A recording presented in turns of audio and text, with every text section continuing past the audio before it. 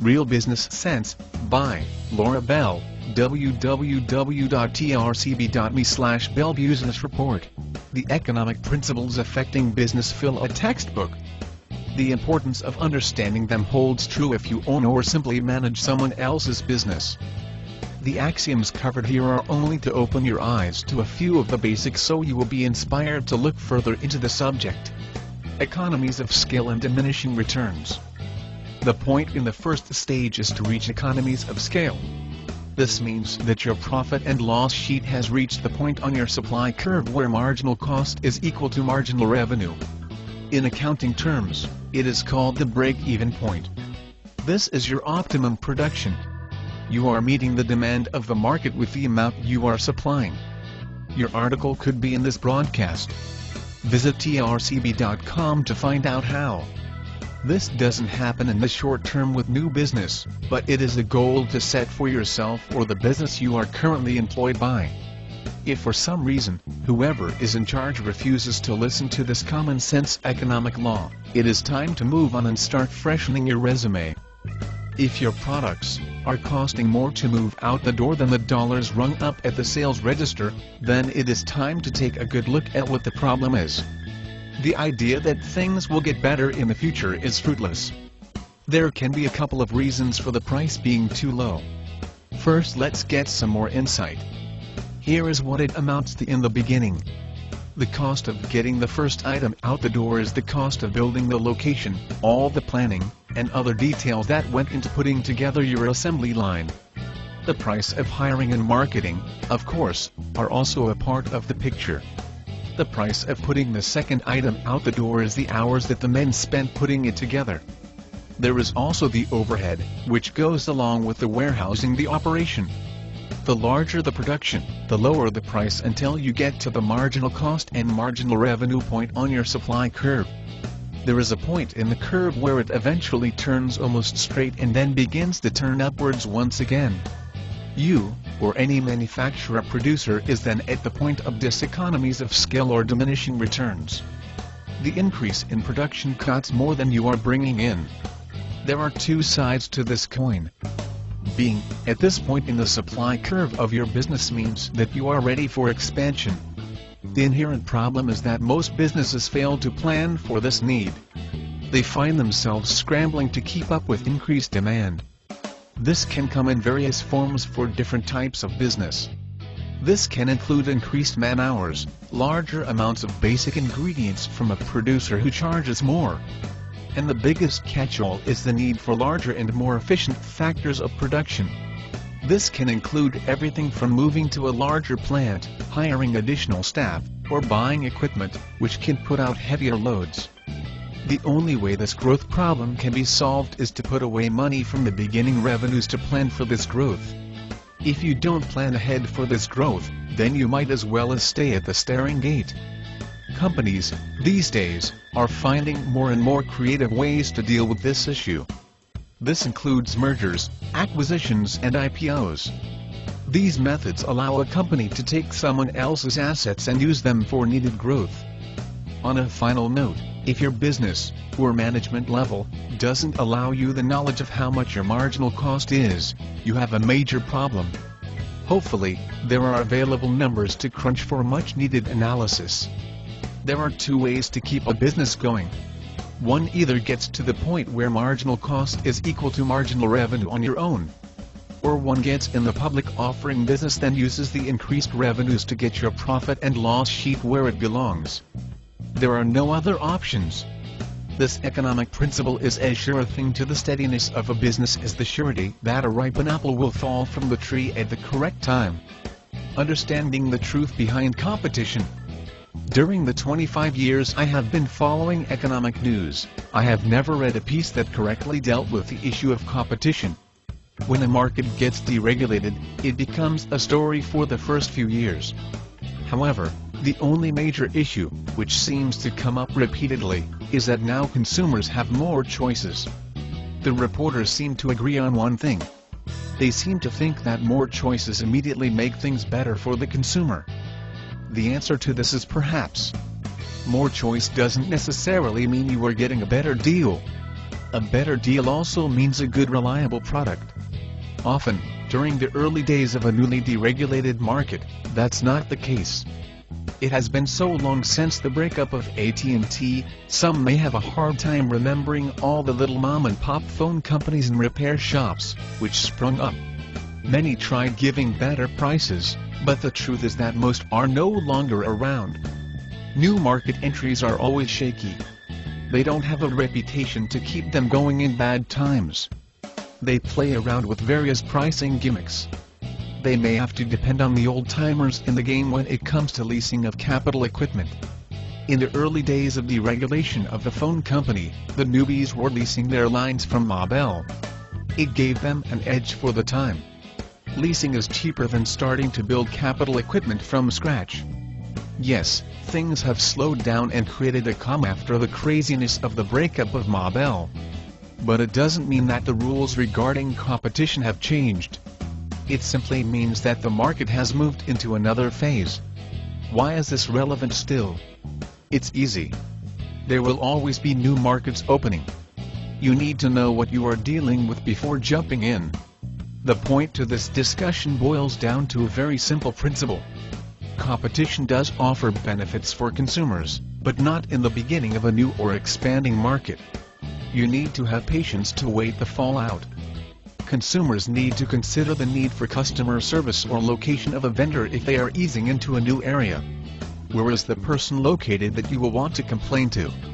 Does the company maintain a customer support group, which charges you for phone calls? All of these are things to consider. Now, when it comes to moving your business into a competitive market, there are some other important issues.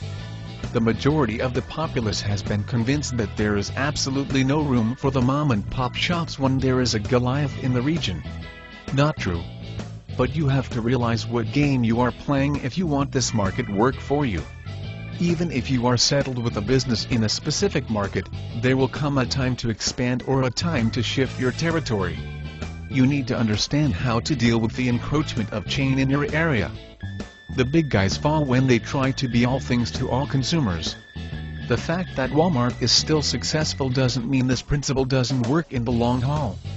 It was admitted to me by several Sears top execs in several stories I did on them in the 80s. They had been going with the idea that they wanted a consumer when he was a baby and be able to offer him her financial services that would help make a better retirement package.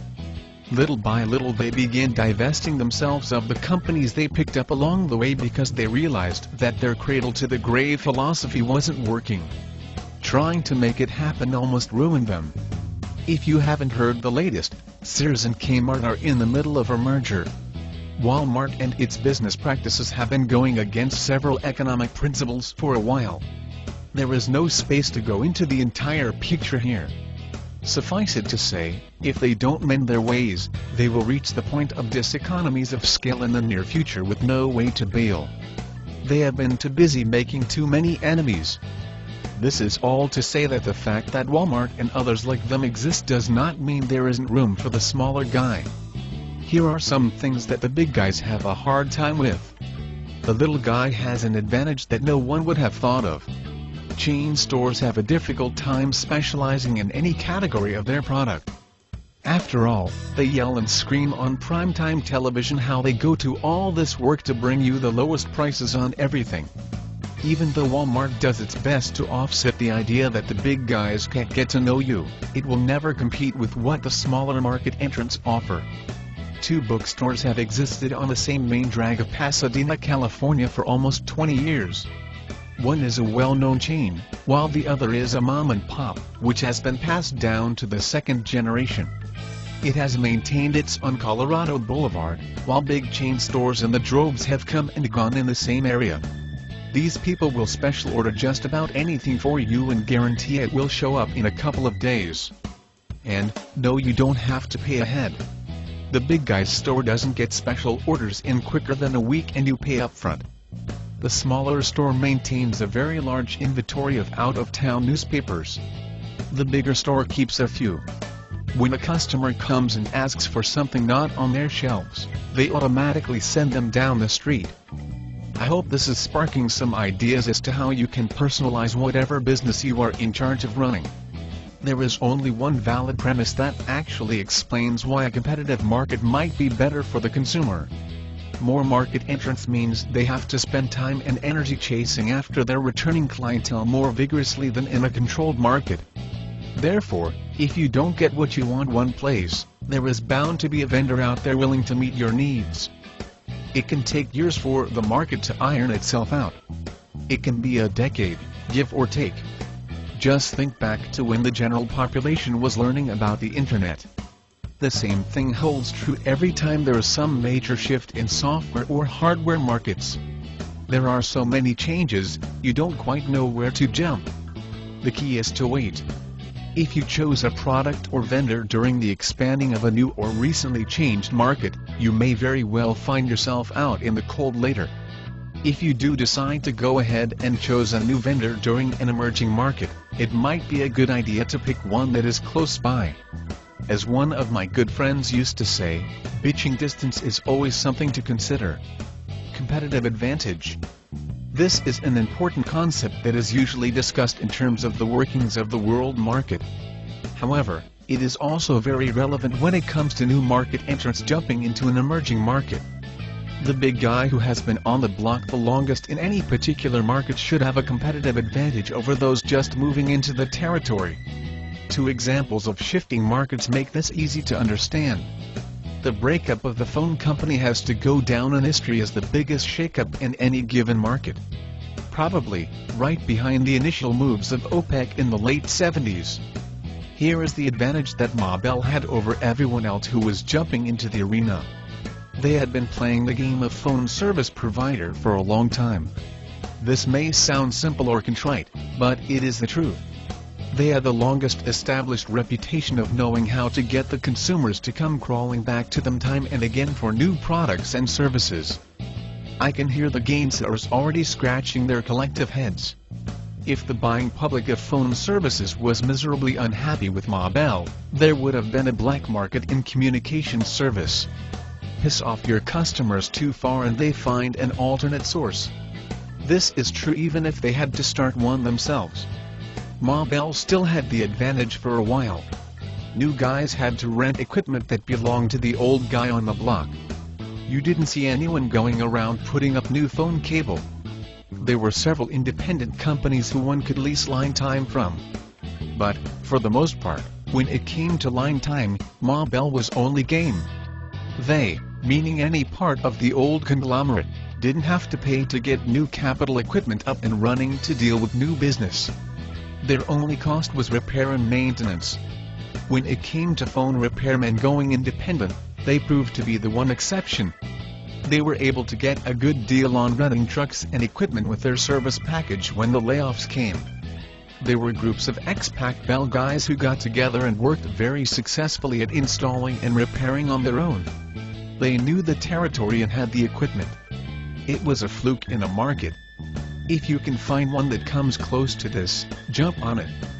Does this mean that nobody new should ever enter any market? It just means that you have to know what you are getting into when there are some established market players who have been around for dozens of years. Then, of course, there is also the factor of name recognition. This is a marketing tactic, which is ongoing from the day one opens his her door to the business world. It is going to take a while to catch up with the guys who have been hanging out their hats longer. Until this is accomplished, the other guys on the block are going to have the competitive advantage. Understanding how to price your product. If you are in business, you have to properly understanding pricing. This is true whether or not you are managing someone else's or running the place. Correctly pricing your product or service is the first key to getting you on the way to a healthy and long-lived profitable company. Without this knowledge, you are going to end up in bankruptcy court if you don't pick it up along the way. You will have to play around with pricing along the road to success and market changes. This is a given. The pricing I am talking about is what you need to know before you open your door. If you are already out in the market, you have some idea as to what the market is currently bearing. There is more to it than that. Just because a competitor is putting out a bottle of soda at 80 cents at a discount store doesn't mean that you can afford to do the same thing. you have to understand that there may be a difference in where the competitor is on his supply curve. It may well be that it is costing him much less to push that product out than it is costing you. No one has ever said the only way to get it over on your competition is by having a lower price. Otherwise, the convenience store at the corner or the guy selling soft drinks at the beach on a miserable summer's day would not have a market. Pricing is not everything, but it is certainly the key to making sure you are working towards that point of marginal cost equals marginal revenue. Pricing your product too low means that you are simply never going to reach that point and will wonder for years why you are running in the red. You need to know your overhead and everything else, which should land on the cost side of the balance sheet before you put your product out there. Don't make the error that in the early years there will be tons of money spent on marketing and you would truly be making a profit if that cost was eliminated. One very well-known internet service provider operated on that premise for years. They wanted to get to the place where they could legitimately claim the number 2 spot in the market. This they figured would push them over the edge. This put them in the position of going through 2 mergers and an acquisition. This gave them the ability to put someone else's resources on their balance sheet to give them an edge they couldn't legitimately claim.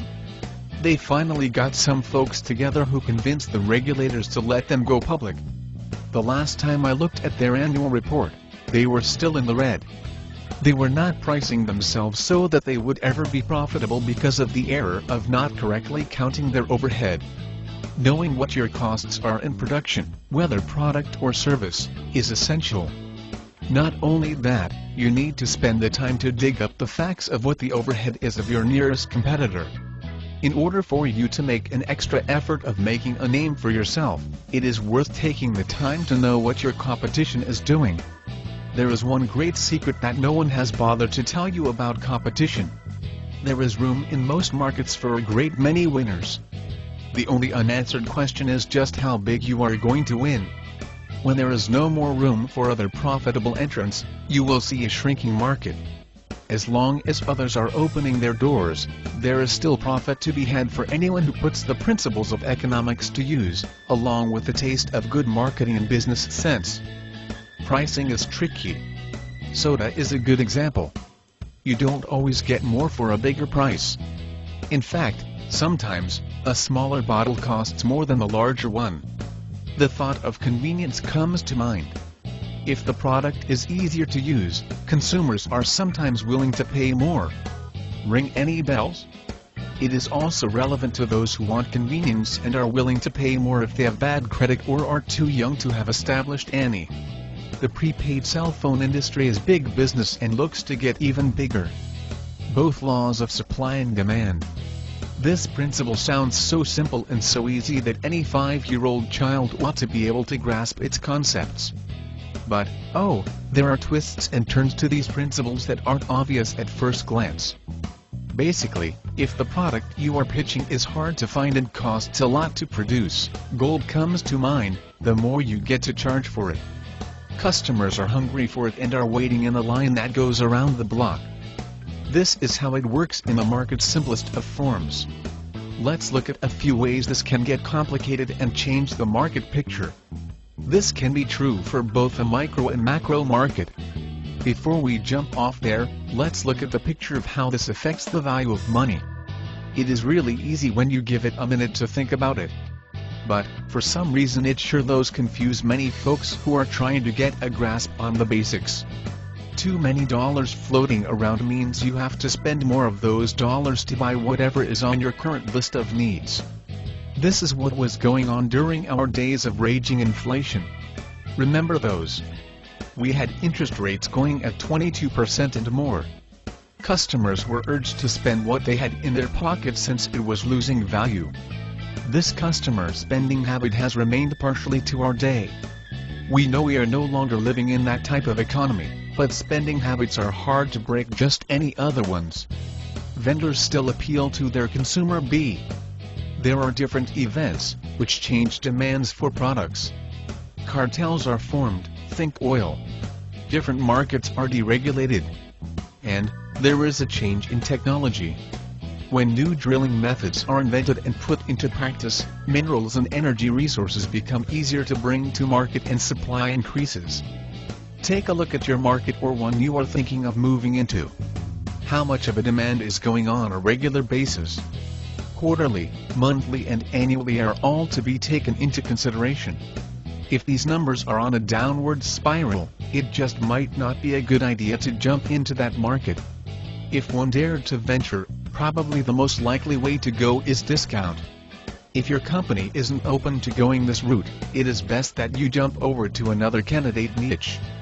The second law of supply and demand has to do with pricing. This is not something I just dreamed up. It is a fact that exists in the marketplace and probably has been as soon as the market was organized enough to play around with pricing. It is hard to conceive of any given market when prices were so steady that unreasonable changes would be a shock. The last time this happened in America's aggregate economy was during the 1950s. Most things were stable. This goes for everything from the price of groceries to mortgage rates. The only way for a business to increase revenues was to sell more. Thus raises the question that explains the second law of supply and demand. We all know that most markets play around with pricing from time to time. When there is an increase in demand, it is a message to vendors that they can safely raise their price. The unanswered question is, of course, to what degree? Of course, no one can accurately predict the answer to that, unless they take the time to look at the history of a particular market. This is something that the regulators controlling the distribution of gas for motorists forgot to do in the late 1970s during the oil crisis. They erroneously figured that if the price of a tank full of gas was up that consumers would immediately jump into the diamond lane, join carpooling organizations and trade off with taking the bus. One of the hardest habits to change, despite price swings, is consumers' transportation habits. If those in power had taken time to look into the history of this, they would have seen a better picture. This tenacity in consumers was discovered early on in the San Francisco area when they introduced the BART system. Despite the greater convenience to those who filled the highways daily, it was a big fight to get them to shift over to this public transit. This reaction of holding on to former buying habits for dear life with upward swings of prices differs from market to market. Gasoline prices are a unique example. Despite the fact that there are alternative choices for the consumer, they are willing to hold in for quite a while despite the pain to their pocketbooks. When it comes to other products, this tenacity may be somewhat shorter. Then we can witness in the market what economists call the substitution effect. When it comes to food products, we simply buy a cheaper cut of meat. There is a bit more involved than changing what they are going to have for dinner. Now that you understand that customers continue to come for a while when you raise prices, you can use this juicy tidbit of economic understanding to make wiser marketing decisions. This should bring up your bottom line. Truly understanding profit. Perhaps no other economic principle has been as misunderstood as the fact that profit is what makes the world go round. It is the only reason for starting your own business. If you ever find yourself in a position of working for someone who seems to find this concept too much for him/her, it's time to flee while you still have your sanity. I attended a seminar that was mandatory for my degree. It dealt with economic news. I was the only one sitting in on it who had ever spent a minute taking a class in economics. The misunderstanding was so widespread I left the room pulling at my hair. Listening to the attendees can only be equated with taking part in a meeting where the audience was convinced that the earth was flat. Anything you had to contribute was simply going to bounce off the walls and land on deaf ears. The discussion of the day had to do with the current problems of Mexico. Anyone who follows the news realizes that this country has had ongoing problems for years. The ideas floating around during this particular chat dealt with the woes the country was suffering after foreigners had come and robbed the country of its profit. And, of course, after they snatched the profit, they left. Profit is not something floating around in the air for anyone with sight to grab and steal for themselves, while the rest of the country market continues their suffering. This is not to say that there hasn't been a breed of robber barons during the course of the world's markets. We now have laws that take care of those possibilities. I realize, of course, that no such restrictions can control foreign markets. But the point is that as long as more resources exist, there is a chance for someone to come in with the insight and determination to turn a profit. Let's stop for a minute and go back to the basics of these questions. Anyone who has gone through the throes of business school has a good chance of coming away with an erroneous idea of what profit is to begin with. I took a class in urban economics in which the professor hit the nail on the head immediately. All those who have already gone through accounting, throw out all your concepts of what profit is. It is not the money left over after you pay your costs for the year quarter. In fact, if you have leftover money, it is a good indication that you might be pricing your products too high. Let me open the door to what he was getting at. If you want to run a profitable business, or work for someone who does, you need to understand the profit needs to be calculated on the cost side of the balance sheet. No one goes to work for anyone else without expecting to get a paycheck at the end of the week month. But, there are a myriad of business owners who can't get it through their thick heads that they need to include the percentage of each dollar they wish for profit before they send the first product out the door. One semi-intelligent professor, with whom I was dumb enough to join business forces with for a time, told me that profit was something one hopes to find somewhere down the road. The day he was ignorant enough to show me just how much he didn't know was the beginning of the end of our relationship. Life is too short to partner up with someone who hasn't got a clue how business works. It is really not all that difficult. Running a business or managing one, this concept is just as important. How many pennies of every dollar do you want to bank as profit? Once you grasp this and have the courage to put it into action, you are on your way to a healthy business. Why in the world would you want to go through all the energy it takes to be manager if you can't see that what you are managing is earning profit? There is no profit down the road. Just look up the latest stats on Earthlink. If you find some nut in the red, I guarantee you someone is fudging somewhere. The only way to ensure that you earn profit is to decide on the percentage to set aside and put it in the budget cost side of the balance sheet. There may be days when you can't bring in as many pennies from every dollar, but you will be earning profit. If you don't set up your books in this manner, it is time to close shop now. It will be a lot less painful than continuing. The only way to move around this principle is to snatch someone else's through a merger or acquisition. There are a multitude of other fancy accounting that can confuse folks for the time being that you are not in the red. But, the problem is that it will eventually come out in the wash. And when it is the least expected, and the most inconvenient time. Grasp the principles of economics. Live by them and you will be sitting high while you watch the rest of the world sing your praises about your brilliant business acumen. Fail to grasp this axiom about profit, and you just plain fail. It might take the world a while to catch up with you, but that it isn't the point. Earn profit or go bankrupt. Present versus future value, the need for research and development. Research and development is one of several ways that business owners ensure that their company's value will increase in the future. The hope of growth increased value is really the basis for most trades in all stock markets. All those buying are hoping that something in any given market is going to happen which will ensure that the stocks they hold will move upward. In that particular instance, the movement's alleged increased value can sometimes be based on nothing more than a change of wind. Examples of change in the wind on Wall Street can include a lowering of the interest rate, somebody new elected office, a war starts or stops. Those on Wall Street are reacting to what they think will influence buying or selling at that particular point of time. These actions have to be borne out by time. No one knows until the next quarterly or annual report whether or not the value of any given company is going to go up or down. We will discuss more on this in the chapter on investment. For now, we are going to zero in on a few things that help, as there are no guarantees, to increase the value of the company. I can see some of the doubting Thomas scratching their head and wondering if I am, after all, nothing but a bunch of wheat. The only thing a company has to do in their mind to increase their future value is to sell more products. We all know that this is much easier than it sounds. There are years when companies go into a tail dive and sell much less of any given product or service. What is one to do during such times? Do we simply sit still and wait for the market to come back?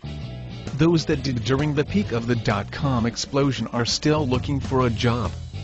You can never bet yours, or your company's future, on the bet that you eventually are going to make it to a desired number in any given market. And look to that goal to be what is going to increase your present value.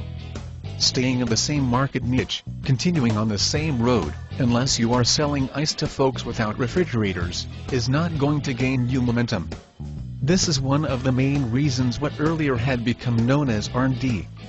This meant that companies were always on the lookout for a way to make their product better. This is known as the next generation.